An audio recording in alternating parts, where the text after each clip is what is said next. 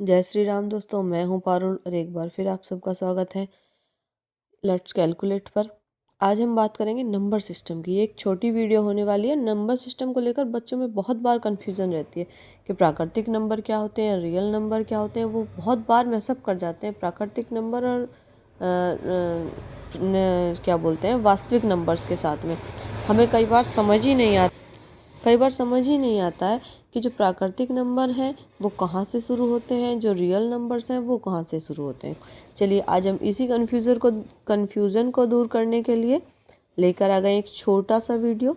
चलिए बात करते हैं। सबसे पहले हमारे पास जो नंबर्स आए, नंबर्स की शुरुआत कहाँ से हुई।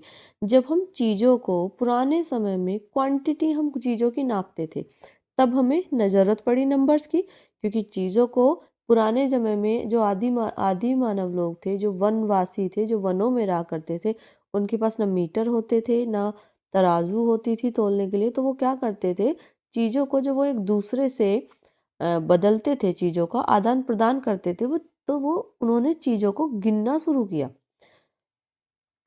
उन्होंने चीज़ों को जब गिनना शुरू करा तो ऑब्वियस सी बात है कि जब हम किसी चीज़ को गिनेंगे तो जीरो से तो नहीं गिनेंगे ना, हम गिनेंगे वन से हमेशा।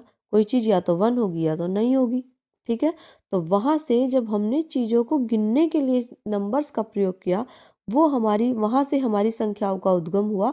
तो वहाँ से हमारी संख्याएं शुरू होती हैं, प्राकृतिक संख्याएं।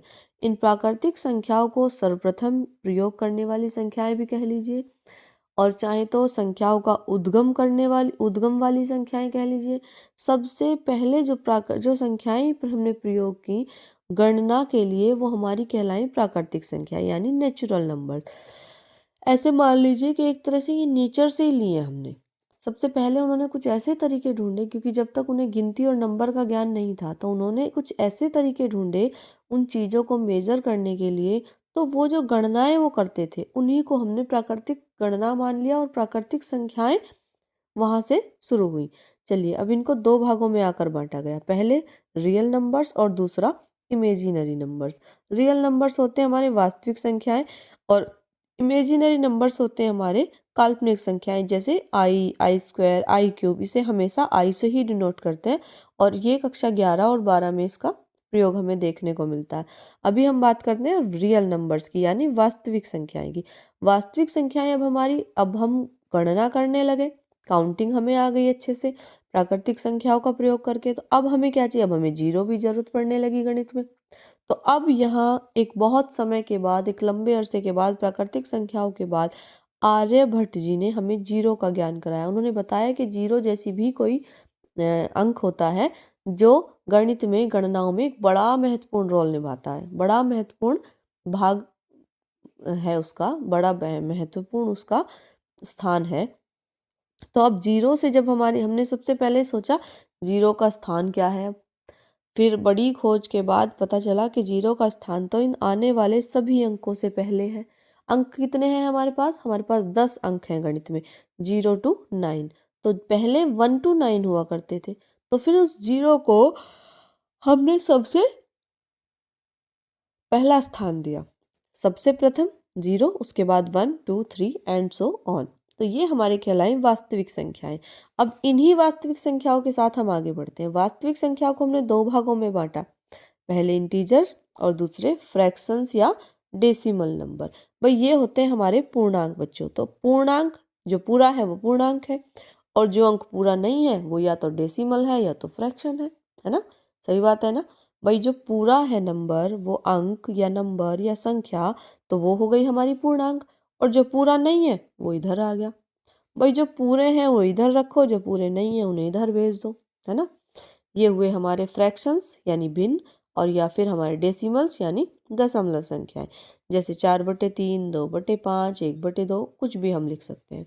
इसी प्रकार जब हम इन भिन्न को सॉल्व करते हैं तो हमें संख्या का दशमलव रूप मिल जाता है। ये दोनों एक दूसरे से इंटर रिलेटेड है, और ये एक ही संख्या के दो रूप हैं। हम किसी संख्या को भिन्न से दशमलव में बदल सकते हैं और दशमलव से भिन्न में बदल सकते हैं। तो ये एक ही चीज मानी जाएगी, एक ही रूप माना जाता है संख्या का, एक ही संख्या के दो अलग अलग रूप, ठीक है। चलिए अब हम बात करते हैं पूर्णांक की। पूर्णांक हमारे पास आ गए 0 to and so on. Infinity तक 1 2 3 4 ये दो तरह के होते हैं, पॉजिटिव और नेगेटिव। चलिए अब हम बात करते हैं दशमलव की। अब यहाँ आकर हमने दशमलव संख्याओं को यानी फ्रैक्शंस को भी दो भागों में बांट दिया। एक आता है हमारे पास रेशनल नंबर यानी परिमेय संख्या, और दूसरा आता है इरेशनल नंबर यानी अपरिमेय संख्या। अब परिमेय संख्या क्या होता है? परिमेय संख्या में एक ऐसी संख्या जो P/Q के रूप में लिखी जा सके परिमेय संख्या कहलाती है, जहां Q का मान कभी भी 0 नहीं होना चाहिए। A number written in the form of P/Q where Q will never be 0। Q कभी भी 0 नहीं होगा। तो ये हो गई हमारी रेशनल नंबर, 1/2, 2/3, 4/1। और एक और बात इसमें नोट कर लीजिए कि हर एक पूर्णांक एक परिमेय संख्या होता है। प्रत्येक पूर्णांक एक परिमेय संख्या होता है, क्योंकि हम किसी भी पूर्णांक के अपॉन में 1 लिख सकते हैं, उसके हर को 1 हर की जगह 1 लिख सकते हैं। और हमारा परिमेय संख्या में क्यों नहीं होना चाहिए, 0 नहीं होना चाहिए, 1 हो सकता है। तो अगर हम 0 के अपॉन में 1 लिख देते हैं तो वो भी हमारा क्या बन जाएगा, एक परिमेय संख्या बन जाएगा। भाई ये है 0, 0 के अपॉन में लिख दिया मैंने 1, तो ये क्या बन गई, रेशनल नंबर। ठीक है, याद रहेगा बच्चों। चलिए अब हम बात करते हैं इरेशनल नंबर की। अपरिमेय संख्या वही, a number written in the form of P/Q but here और where Q can be 0, can be under the root a number और can be a negative number। ठीक है, मतलब ये समझ लीजिए 1 और पूर्णांक के अलावा Q की वैल्यू जो भी कुछ है वो सब इरेशनल नंबर यानी अपरिमेय संख्या हो जाएगी। आशा करते हो आप सबको अच्छे से समझ में आया होगा। और अगर अभी भी कोई पॉइंट छूट गया है, वैसे मैंने कवर करने की पूरी कोशिश की है, और अगर अभी भी कोई पॉइंट छूट गया है तो प्लीज़ कमेंट करके बताइए, मैं उस पर काम करूँगी। अगर किसी को स्क्रीनशॉट लेना है तो वो ले सकते हैं। वीडियो अच्छी लगे तो लाइक करना, शेयर करना और चैनल को सब्सक्राइब कर लीजिए, ताकि आगे आने वाले वीडियोस आपके पास सबसे पहले पहुंच सके।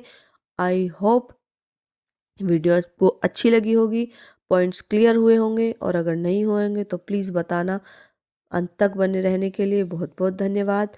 जय श्री राम।